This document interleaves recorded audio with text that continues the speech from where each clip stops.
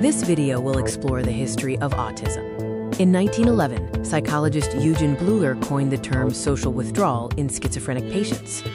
In the 1940s, it was redefined as childhood schizophrenia or infantile schizophrenia. In 1744, Jean Maritard studied the wild boy of Aveyron, documenting his behaviors. In 1911, Eugen Bleuler also coined the word self-absorbed schizophrenia. In 1943-1944, in Austria and the USA, Hans Asperger and Leo Kanner identified groups of kids with autistic behaviors and traits. During the 1960s and 1970s, Ole Ivar Lovaas created ABA therapy, which stands for Applied Behavior Analysis. In the 1980s, autism became part of DSM-3, categorized as pervasive developmental disorders, including classic ASD, Kanner's autism, PDD-NOS, and Asperger syndrome. In 1990 and 1994, the DSM-IV introduced the idea of a spectrum, and the neurodivergent movement started in the late 1990s. In 2013, it officially became autism spectrum disorder.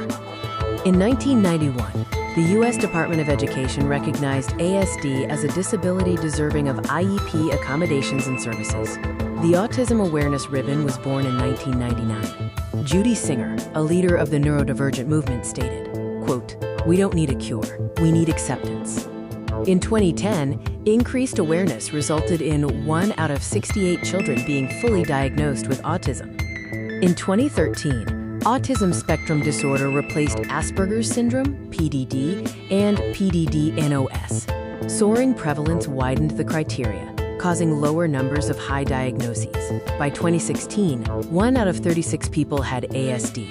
By 2023, there was better screening, broader criteria, and increased awareness.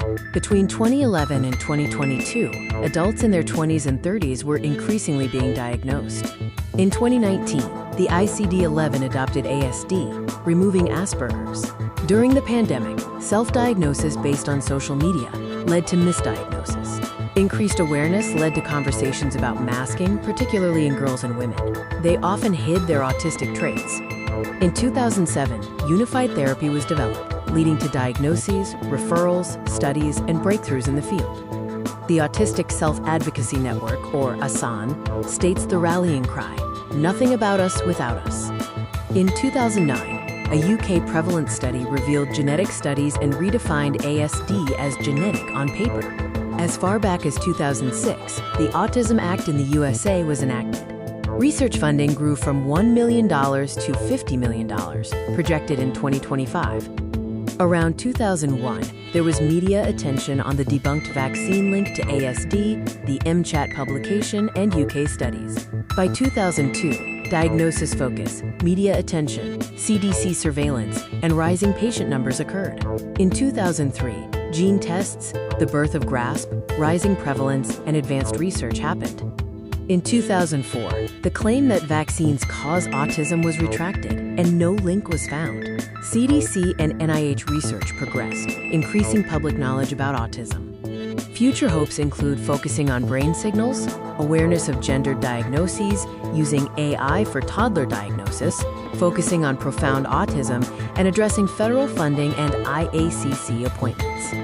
Historically, there have been harmful and unproven attempts to, quote, cure autism, such as praying, beating it out, starving children, detox teas, and drinking bleach.